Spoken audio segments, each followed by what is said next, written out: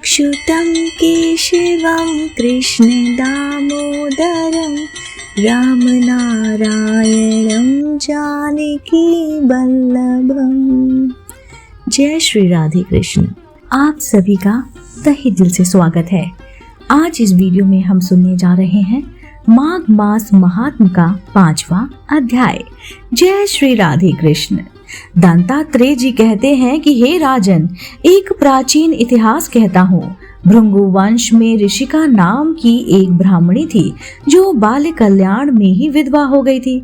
वह रेवा नदी के किनारे विंध्याचल पर्वत के नीचे तपस्या करने लगी। जब जितेंद्रिय, सत्यवक्ता, सुशील, दानशीलता तथा तप करके देह को सुखाने वाली थी, वहीं अग्नि में आहुति देकर उच्च वृत्ति द्वारा छठे काल में भोजन करती थी।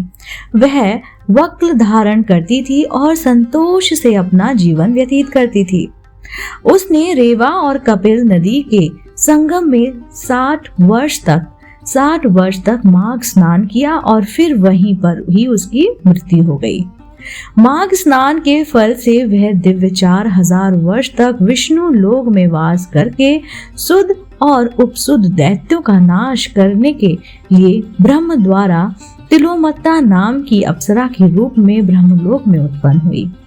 वह अत्यंत रूपवती, गान विद्या में अति प्रवीण तथा मुकुट कुंडल से शोभामायन थी। उसका रूप, यौवन और सौंदर्य देखकर ब्रह्म भी चकित हो गए थे। वहीं तिलोत्तमा रेवा नदी के पवित्र जल में स्नान करके वन में बैठी थी। तब शुद्ध और उपशुद्ध के सैनिकों ने चंद्रमा के समान उस रूपवती को देखकर अपने राजा शुद्ध और उपशुद्ध से उसके रूप की शोभा का वर्णन किया और कहने लगे कि हे कामदेव को लज्जित करने वाली ऐसी परम सुंदरी स्त्री हमने कभी नहीं देखी। आप भी चलकर देखें।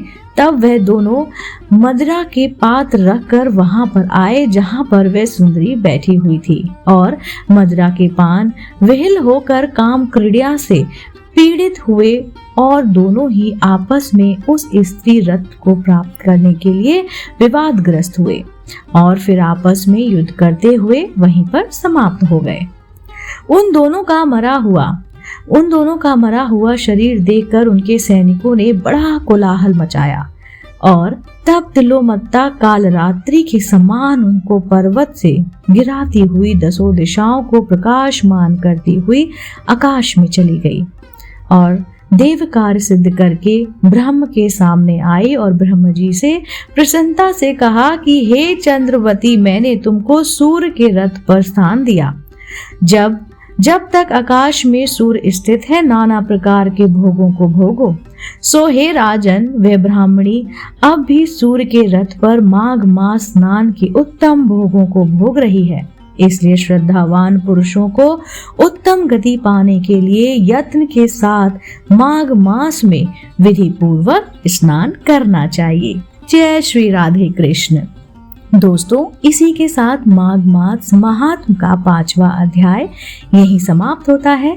अगला अध्याय सुनने, देखने और जानने के लिए आप जुड़े रहिए और देखते रहिए आपका अपना पसंदीदा YouTube चैनल। जय श्री राधे कृष्ण।